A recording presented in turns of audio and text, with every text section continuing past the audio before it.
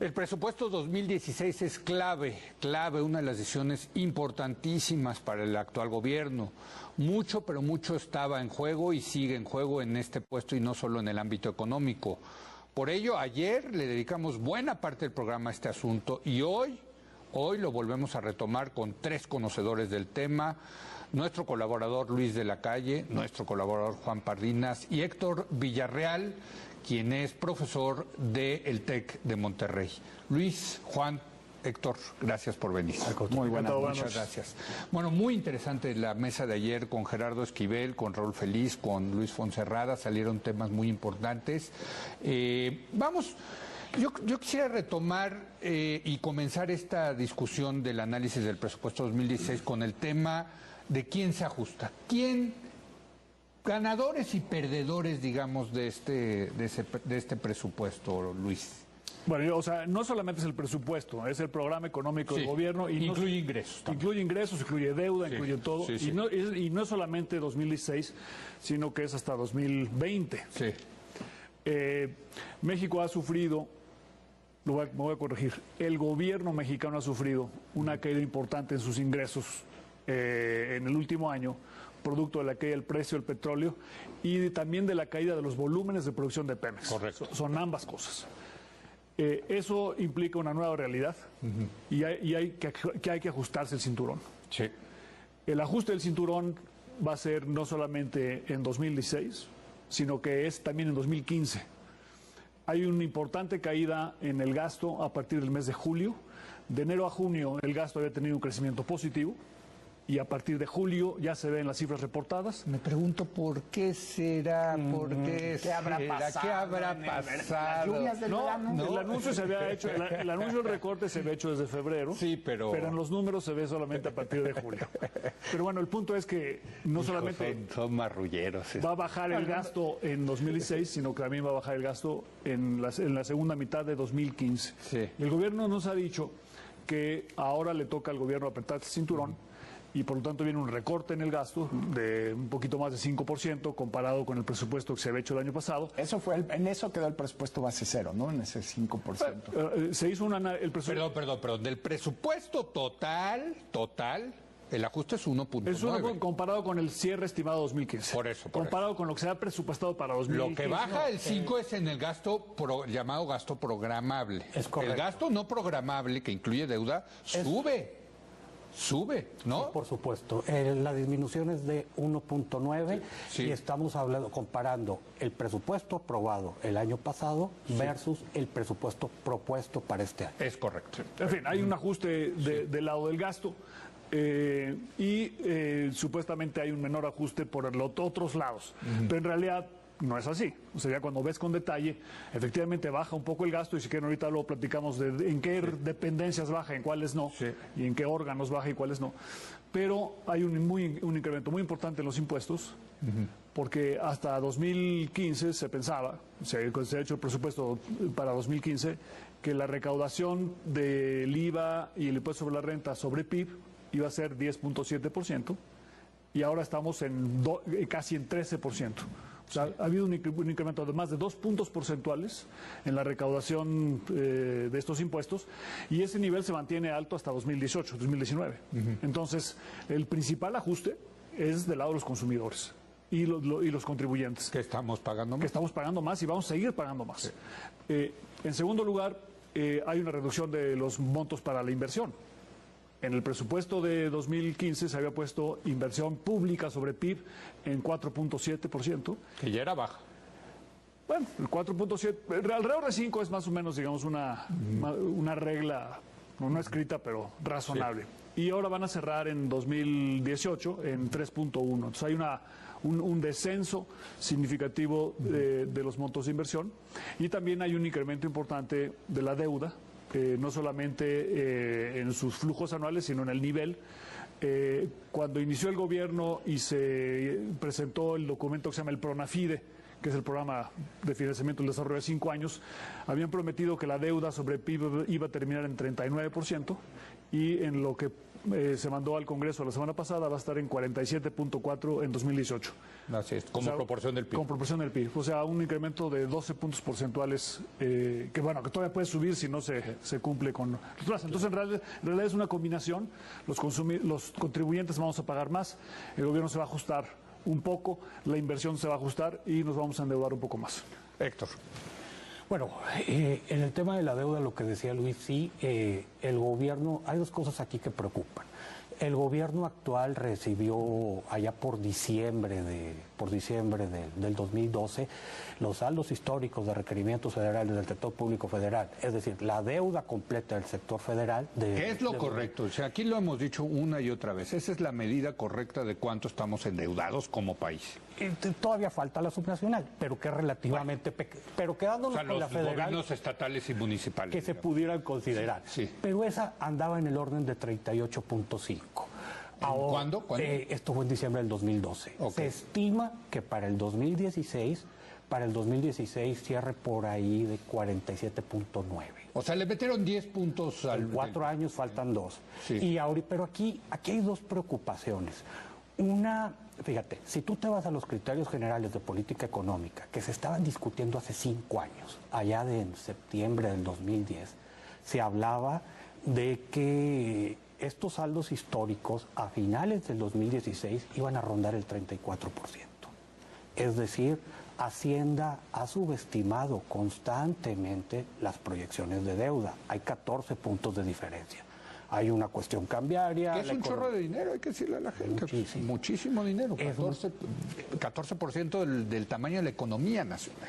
Y 14 puntos, digamos, ¿no? Es muchísimo. Sí. De hecho, la recaudación tributaria no petrolera completa del gobierno no llega a esos 14 puntos. Si le metes las cuotas a la seguridad social, que en todas las medidas de presión fiscal se utilizan, andamos por ahí, 14, más o menos en 14 puntos.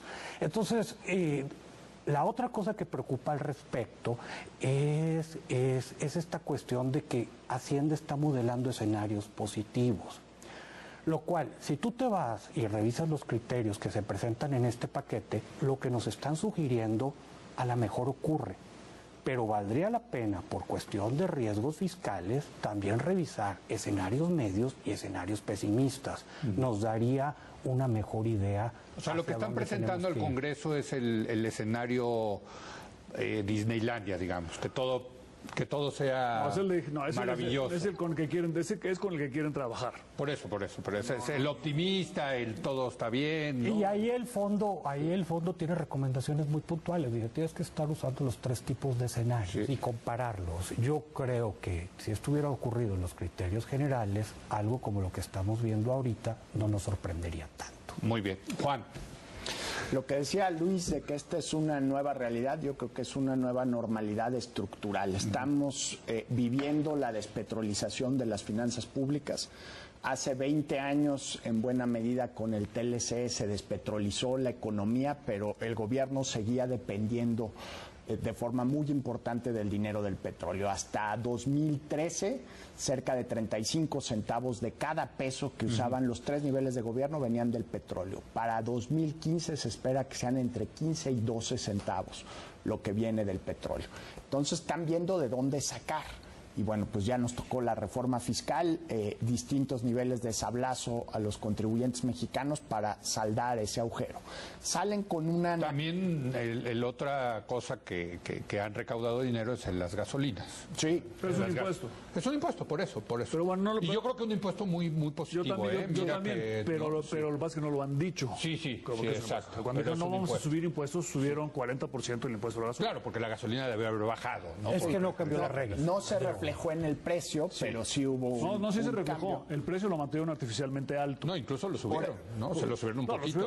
Y lo mantuvieron. Sí, por eso, en un mercado abierto el precio hubiera bajado. Sí, por eso. Pero entonces es la recaudación por la reforma fiscal y por el precio de la gasolina. Y salen con esta argumentación de austeridad que yo, hasta donde he visto, creo que sí falta muchísimo. Algo así como el presupuesto base cero, que ya se olvidaron de él, porque evidentemente en los hechos no cumplió con las expectativas.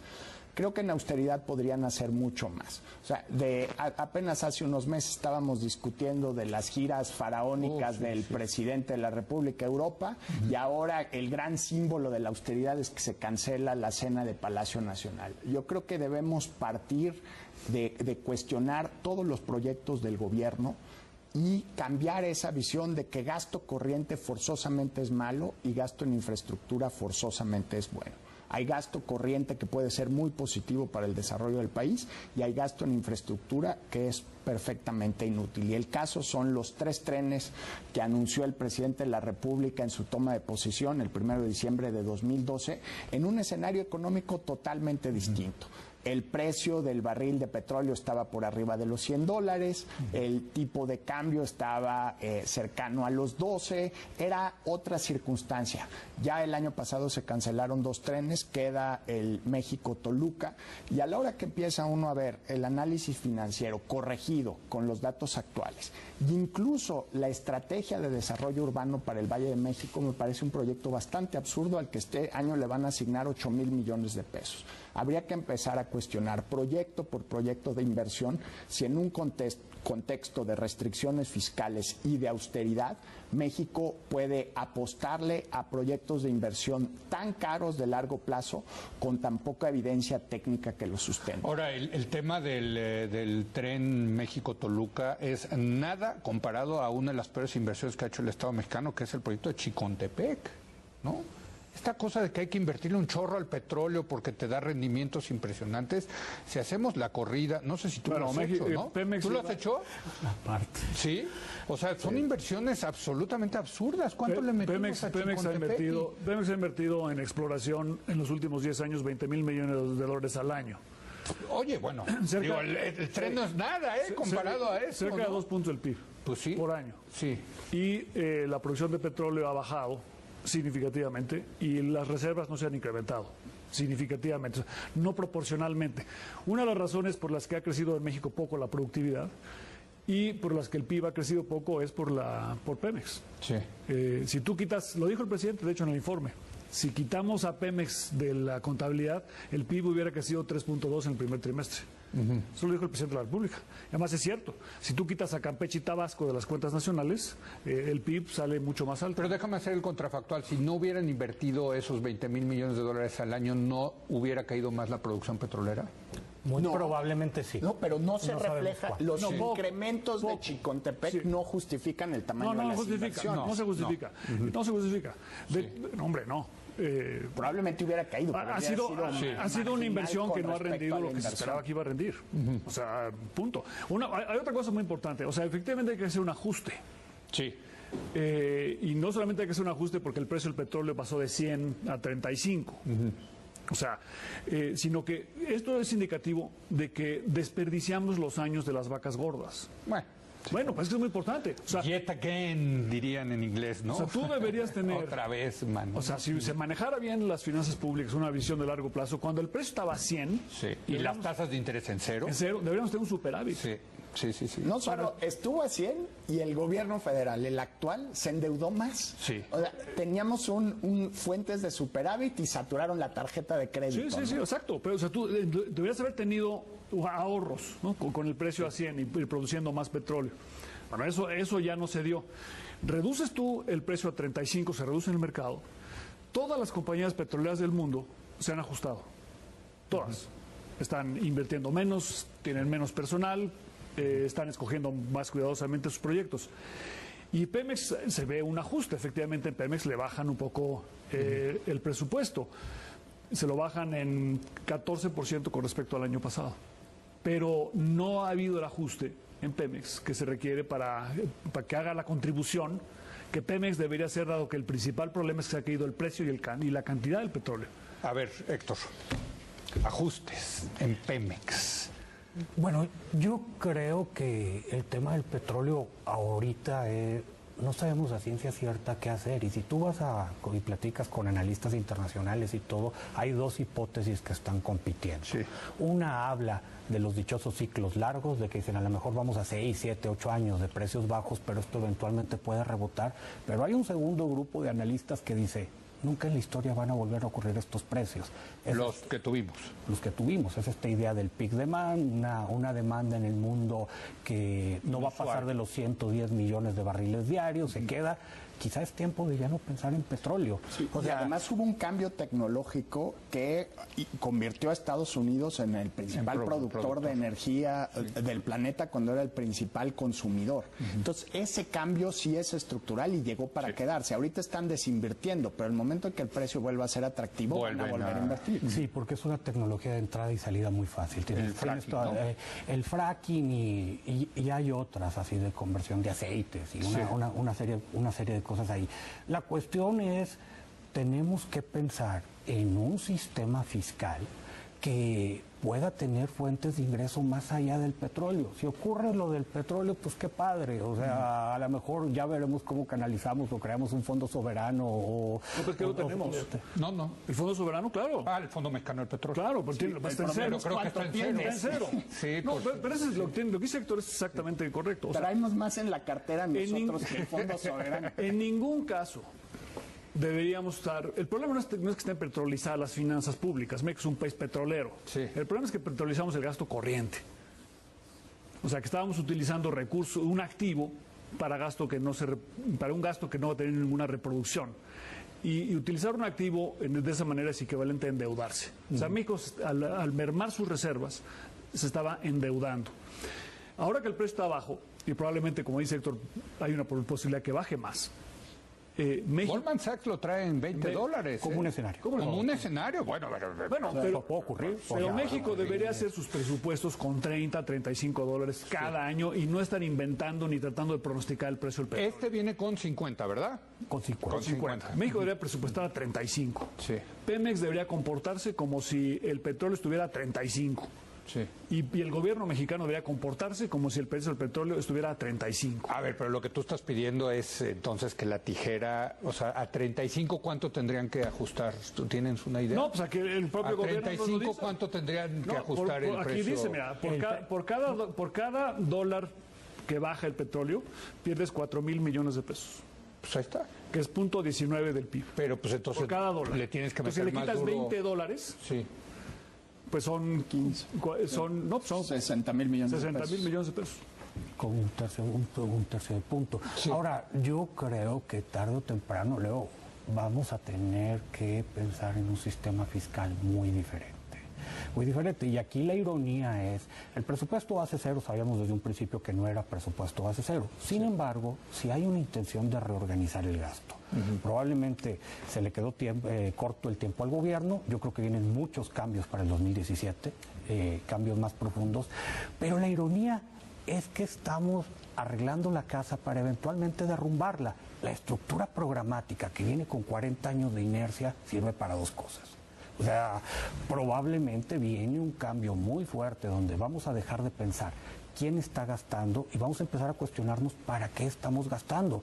Y ahora sí, queremos seguridad social universal, la podemos pagar, qué tipo de infraestructura quiere el país, con qué planeación, cuáles son los servicios que debe de aportar el Estado y pensar que en última instancia el sistema fiscal es de los ciudadanos y para servir a los ciudadanos. Pero ¿ves ocurriendo este cambio? Tiene que ocurrir. ¿Sí? O sea, si nosotros, por ejemplo, en el CIEP traemos proyecciones... En el TEC de Monterrey, ¿no? En el TEC de Monterrey y en el Centro de Investigación Económica y Presupuestaria de una fragilidad tremenda. Si tú sigues con este status quo, nuestro simulador dice que a la vuelta de 15 años podemos tener... No, pero 15 años, Héctor, en política, 15... Estos están pensando en el 18, a ver. Bueno, el horizonte de este gobierno, 16, pero con miras, yo me voy en el 18, a viejo. Mejor, ay, no lo debo. Bueno, a ver, permítame, déjame hacer una pausa y regresamos con este tema, si les parece.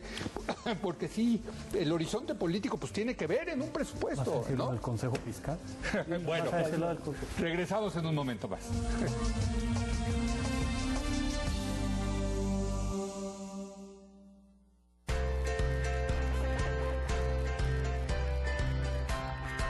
El arte y la cultura también tienen un lado popular. Va a haber en 2016 un spin-off de Star Wars que merece ser explorado con toda seriedad. Carrie Fisher pues más bien escribe novelas buenas, ¿cierto? Muy buenas, una gran escritora. Conócelo con Nicolás y Julio en Final de Partida, Foro TV. ¿Qué hiciste el fin de semana pasado? Fui a ver conciertos. Si quieres que este sea mejor que el anterior, Andrea Montalvo y su equipo te dan las mejores alternativas con cultura y espectáculos, deportes, clima y ayuda personal. Siempre un placer compartir el sábado de la mañana con ustedes. Las noticias sábado, Foro TV. La tecnología es un vehículo para explotar nuestra creatividad. La impresión de edificios completos con esa tecnología es algo que está cada vez más cercano. Y la curiosidad, un escalón para mejorar nuestro mundo. La primera pastilla creada en impresoras 3D ya tiene la aprobación de la FDA. Fractal, Foro TV. Este sábado traemos un clásico neoyorquino que no te puedes perder. Yankees contra Mets. Sábado 12 del día por Foro TV. Televisa Deportes, el primero.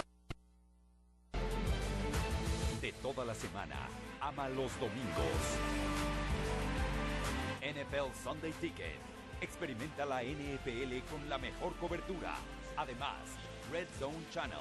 Estadísticas interactivas en tiempo real y un mosaico multicanal donde puedes seguir los partidos en vivo. También disfruta en línea a través de Blue2 Go. NFL Sunday Ticket. Contrata ya. Solo por Sky Sports.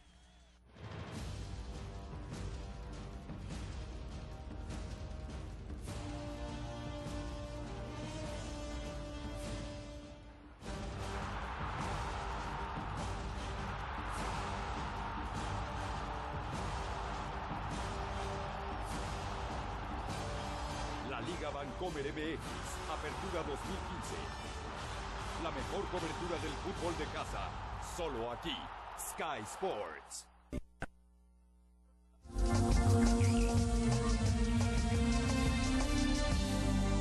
Bueno, retomo lo que decía Héctor Villarreal en esta mesa de que ya la estructura de ingresos, fíjate, no le habíamos entrado ayer al tema de la deuda, de la inversión, del gasto, no le habíamos entrado en sí al tema de ingresos, porque este presupuesto trae pocos cambios en materia de ingresos, ¿no? Pero lo que dice aquí Héctor, y creo que tiene toda la razón, es que hay que empezar a pensar en un cambio, pues no sé si llamarlo radical, en el tema de los ingresos públicos. Lo que pasa es que los petroleros ya no van a ser grandes. Sí. Digo, que eso es, esa es la implicación de lo que dice Héctor, ¿no? Sí. Entonces la pregunta es, o ajustas el gasto. Sí. Pero yo creo que aún tomando la posición más libertaria, no hay gobierno que funcione con 14 puntos del PIB. Gobierno moderno, ¿verdad? Bueno, por eso. Bueno, esa es otra cosa. O sea, ¿cuánto deberíamos de estar recaudando? Depende qué modelo quieras. Pero el más libertario, digamos. El más libertario, 20. 20. Y de piso, andamos como 6 puntos. Pero mira, abajo. Sí, pero, o sea, pero traemos el presupuesto en 23.6% del PIB en 2018. Sí. El ajuste va a ser, porque ahorita estamos, en 2015 va a ser 25.7. Y lo van a bajar a 23.6. O sea, 2 puntos porcentuales es el ajuste del lado del gasto, según el programa que acaba de presentar el gobierno. Entonces, no estamos en 14. Bueno, pero el problema es que las empresas productivas del Estado, pues es dinero que no dispones de él, ¿verdad? Lo presupuestan tanto por el lado de iniciativa de ley de ingresos como por presupuesto. Pero ese es o sea, el gasto del gobierno no es gasto sobre público. No sé cómo no. O sea, es gasto de las empresas, claro. Pero no es el que se va a salud, no es el que se va a educación, no es del que No depende puedes el gobierno disponer de él. para funcionar y generar los bienes públicos mínimos que espera la sociedad que le entrega el gobierno. Claro. O sea, si lo ves así en las cuentas, pues sí, es parte del gasto público, pero no de que del que depende cotidianamente el gobierno para funcionar. ¿Y cuánto es eso, ese gasto? ¿Cuál de los gastos? El quitando las empresas productivas del Estado, CFE y Pemex. Bueno, si quitas las empresas lo bajas como 4 puntos. Ahí el debate, y yo creo que tiene que ver con esto, Luis, está más interesante si metemos los organismos de control presupuestario directo, que creo que esos sí deben de entrar. Claro que deben estar. O sea, ¿Cómo sí tienes? deben de ¿Como estar. cuál? el IMSS, el ISSSTE. O sea, Sí. las contribuciones al IMSS el ciudadano los percibe como un impuesto. Sí. Pero en el 14 que yo decía van las contribuciones. Sí. La OSD también. Es presión fiscal. O sea, 14% incluye las aportaciones. Cuotas a la seguridad social. Si quitas las cuotas al Seguro Social, estamos en 12.4. 12.4. Ahora, ese es, bueno, siempre lo hemos dicho, en esta mesa salió varias veces, hay un problema estructural del Estado mexicano. Pero está relacionado. De que no recauda bien, ¿no? Bueno, porque está relacionado con el alto precio del petróleo y la recaudación. Claro, bueno, lo sustituimos, pues es más fácil sacar de la chichi de Pemex que sacarle el dinero a los contribuyentes. Pero por eso tienes que poner a Pemex. Es como decir, voy a poner el SAT solamente al lado de los ingresos, pero no cuánto me cuesta el SAT. Sí. Hay que poner el SAT de los dos lados. Ok, también. Desde mi punto de vista. Si los ingresos de petróleo permanecen relativamente bajos, y México todavía es un país con mucho petróleo, o sea, podemos a lo mejor sacar mucho petróleo después y eso quizá nos eleve los ingresos. Esos ingresos que están en el subsuelo no debemos verlos como un ingreso que deberíamos utilizar para financiar gasto corriente, sino solamente como un activo que vamos a sustituir por otros activos. Esa es la manera correcta de verlo. Pero nunca se ha hecho eso. Nunca se ha hecho. Bueno, casi nunca. Desde el boom petrolero de López Portillo. Generalmente no se ha prometido muchas veces y no se ha hecho. Había un fondo de estabilización, que antes de que hubiera la reforma constitucional para tener ahora el Fondo Mexicano del Petróleo, tenía el gran saldo de 3.750 millones de dólares. O sea, nada. Para un país del tamaño de México. Bueno, pero ahorita estar en cero. Ahorita va a estar cerca de cero, si no es que casi negativo, porque tienen que pasarle 4.7% del PIB al gobierno cada año. No, por cierto, no les va a alcanzar. Y sirve para tapar los agujeros antes de para acumular recursos. Exacto. O sea, y luego hay un plan de acumulación de recursos. Entonces yo creo que es el momento de decir, oye, el precio del petróleo está bajo, vamos a hacer nuestras finanzas públicas de tal suerte que no dependamos del precio del petróleo para presupuestar. Y si el precio del petróleo resulta mucho más alto o la producción de petróleo resulta mucho más alta de lo que se esperaba, eso se acumula en el Fondo Mexicano del Petróleo. Cuando el fondo sea suficientemente grande, la Constitución dice 10% del PIB, en ese momento puedes empezar a invertir con ese fondo en infraestructura. Ahora, a ver, yo quisiera regresar al tema de los ingresos, porque aquí también lo hemos debatido muchísimo. Estoy de acuerdo, recaudamos poco, México, pero los que pagamos impuestos, lo que pasa es que aquí hay unos que sí pagan muchos impuestos y otros que pagan muy pocos impuestos. Sí. Entonces, ¿y cómo le puedes pedir a la gente que pague más impuestos cuando del lado de los gastos, yo creo que los gobiernos en México en general gastan mal? Hay mucho abuso, mucho dispendio. Creo que entonces, ¿qué es primero? Aquí lo hemos dicho mucho, el huevo o la gallina. ¿Tienen que enseñarme que gastan bien para luego subirme los impuestos? ¿O súbanme los impuestos y luego gasten bien? ¿O van de la mano? En fin. Héctor dijo una metáfora muy interesante. Sí. Estamos arreglando una casa, pintando una casa que hay que demoler. O sea, el problema no se resuelve con capas de pintura. El problema son la estructura y los cimientos. Pero entonces, ¿qué estás pensando? Y viene de los dos lados. De los ingresos y de los egresos. ¿Cómo gastamos? Y en el cómo gastamos tiene que empezar por las cosas simbólicas, como puede ser lo de la cena. Hasta cosas fundamentales, como la reforma educativa. Es, en principio, una reforma al gasto en educación, a cómo se ejercía el presupuesto. Ya no vamos a pagar aviadores. Uno de los problemas más graves que tiene el país es que el presupuesto se usa como un extinguidor de conflictos políticos. Entonces, ya generas tus propias clientelas de que dame un problema político y yo lo que te voy a pedir es un presupuesto.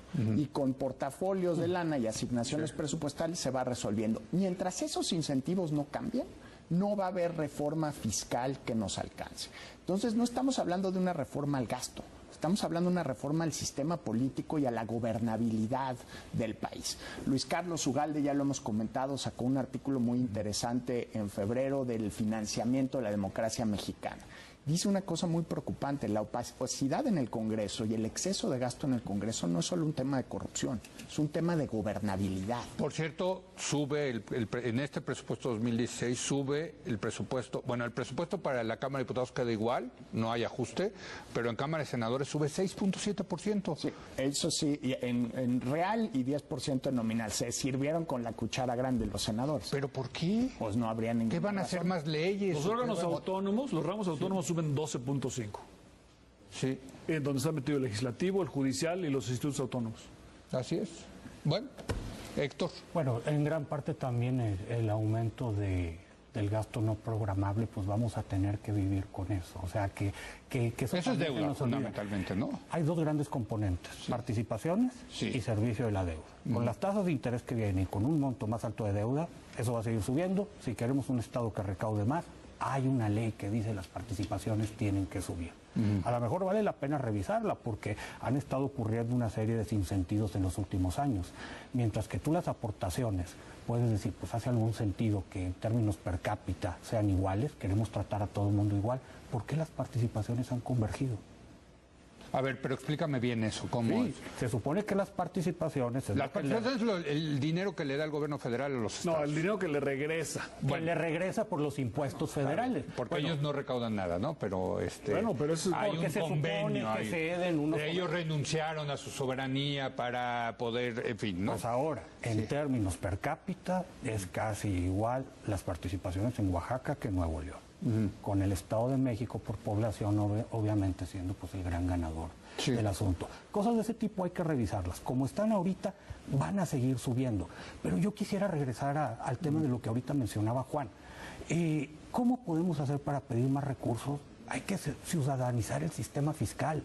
O sea, entender que el sistema fiscal debe servir a la gente. Te estamos pidiendo esto, te estamos otorgando esto otro. Con calidad de servicios, con seguridad social, con responsabilidad para otras generaciones, sabiendo que no nos vamos ¿Pero eso qué significa en la práctica, Héctor? A ver, o sea, porque yo te podría decir, bueno, pues el Ejecutivo presenta a la representación social que es el Congreso, el paquete presupuestario, ellos lo revisan, en fin. Yo te podría decir, pues es un proceso democrático, sí hay procesos... ¿Qué significa en la práctica un sistema fiscal mucho más sencillo y mucho más transparente? Tú, por ser ciudadano mexicano, tienes derecho a una educación pública de calidad, que significa ABC. Tienes derecho a un sistema de salud, que significa ABC. Tienes derecho a una pensión, se puede discutir si contributiva, no contributiva, mixta, etcétera. En base a todos estos derechos, ya podemos articular servicios, podemos ver cuánto nos cuesta y podemos ver cómo lo vamos a financiar. Es nada más el rediseño del Estado mexicano. Nada más. Pero el petróleo bajo nos va a obligar a hacer esa reflexión. Sí. Porque el problema que hemos tenido es que cuando el petróleo ha estado alto... Sí, pues pateas.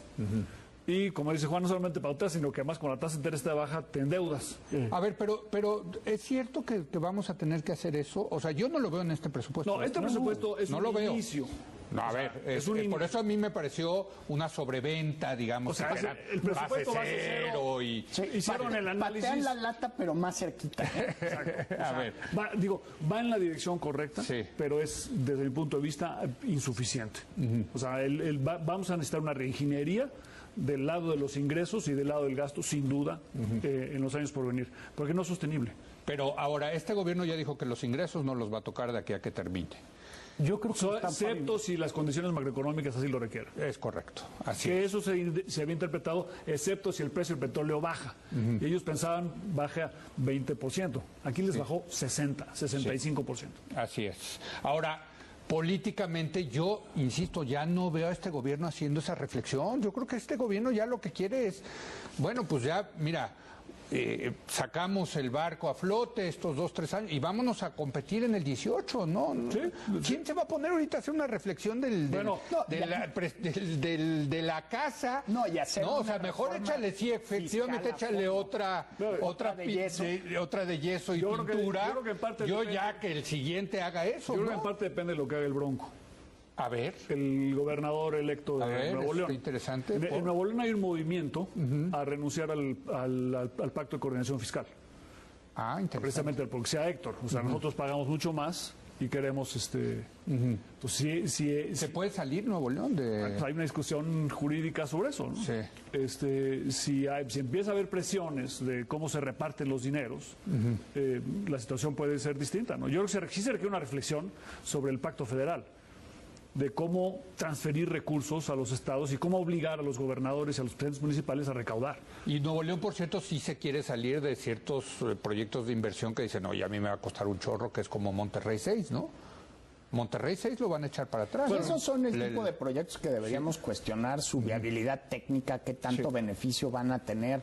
Me estaban diciendo que... Por cierto, Grupo IGA es el que está construyendo Monterrey 6. Está suspendido ese proyecto, ¿no? Sí, bueno, pero es de los que ganó la licitación. Hay unos terrenos en Tamaulipas que por un ordenamiento legal de hace décadas, Nuevo León tiene la obligación de abastecer con agua.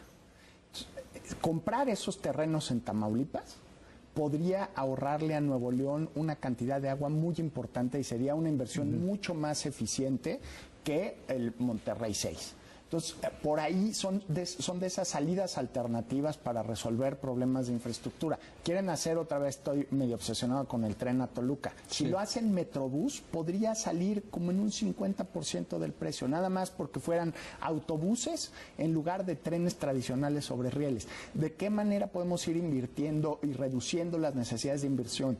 De aquí al lunes podríamos aumentar en 28% la infraestructura de todos los hospitales públicos del país. Hoy la mayoría de las clínicas del IMSS, los quirófanos del Seguro Popular, no dan servicios sábados y domingos. Ahí están vacíos.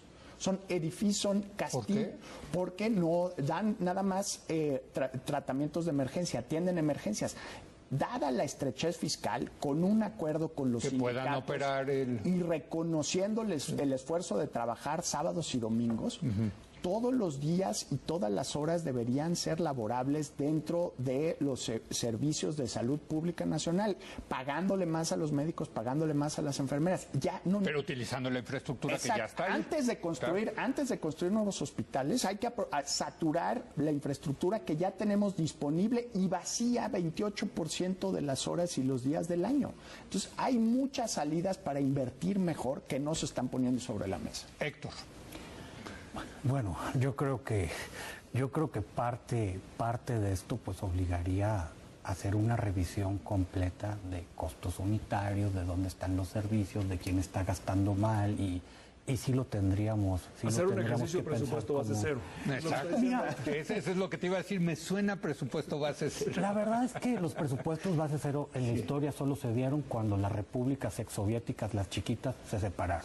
El gasto ineludible ahorita en el gobierno anda rondando entre el 72 y el 76, dependiendo cómo lo midas. Eso ya es intocable. No, es intocable hasta cierto punto.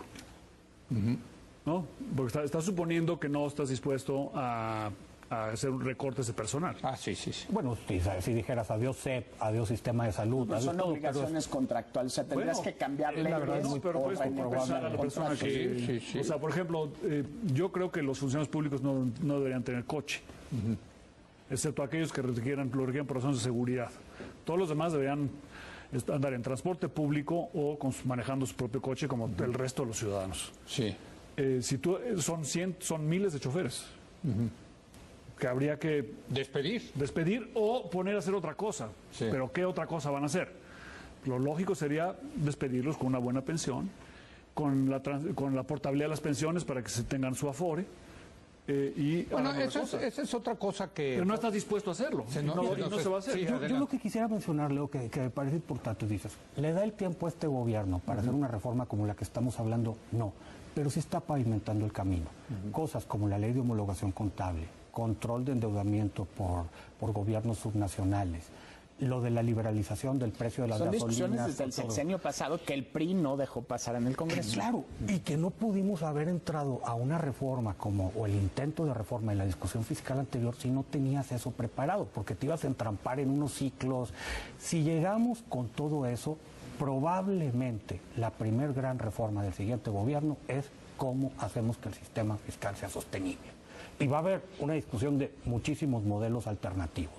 Unos con un Estado más activo, otros con un Estado menos activo, con una recaudación más grande, con una recaudación más pequeña, más grande el juego subnacional, más centralizado, pero tenemos que llegar a eso. Bueno, con la paradoja de que aquí la izquierda mexicana quiere cobrar menos impuestos, es una izquierda libertaria, ¿no? Bueno, y estoy hablando del López Obrador, desde luego, ¿no? Es el Tea Party mexicano. Es el Tea Party mexicano, exacto, ¿no? Porque creen que pueden vivir con el precio del petróleo.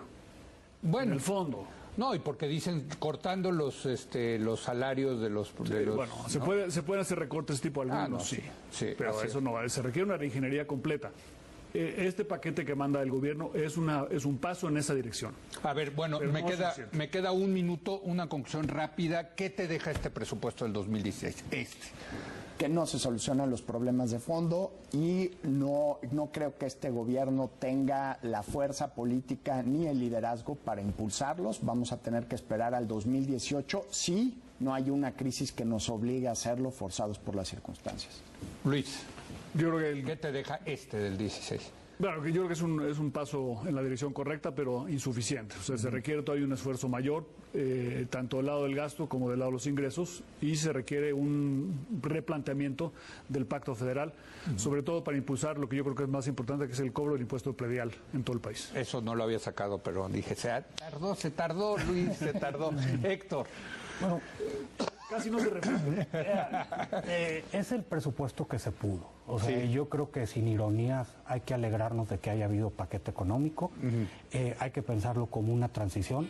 Probablemente los mayores cambios al gasto lo vayamos a ver hasta 2017. Y veo muchas opiniones ahorita, pero digo muchas, sobre todo en medios, en prensa. La verdad es que es sorprendente el poco margen de maniobra que van a tener las cámaras para hacerle modificaciones. Eso sin duda. Una cosa interesante va a ser si va a ser votado consensualmente o solamente el Yo PRI. Creo que ahora sí el PRI, porque ya les quitaron el famoso ramo 23, que era donde se repartían Eso va a ser los moches famosos. Políticamente va a ser interesante ver cómo se vota en noviembre. Así es. Héctor, muchas gracias por venir. Un placer. Juan, gracias por haber venido el jueves. Gracias, Luis. Encantado. Gracias a usted por habernos acompañado. Yo lo espero mañana en punto a las 10 de la noche, cuando otra vez sea la hora de opinar. Mañana es viernes, nuestra edición de fin de semana. Vamos a platicar con uno de los creadores de Huevo Cartoons, el animador, director y productor Gabriel Riva Palacio. Vamos a platicar con él acerca de sus 3 películas favoritas. No se lo pierda. Aquí nos vemos.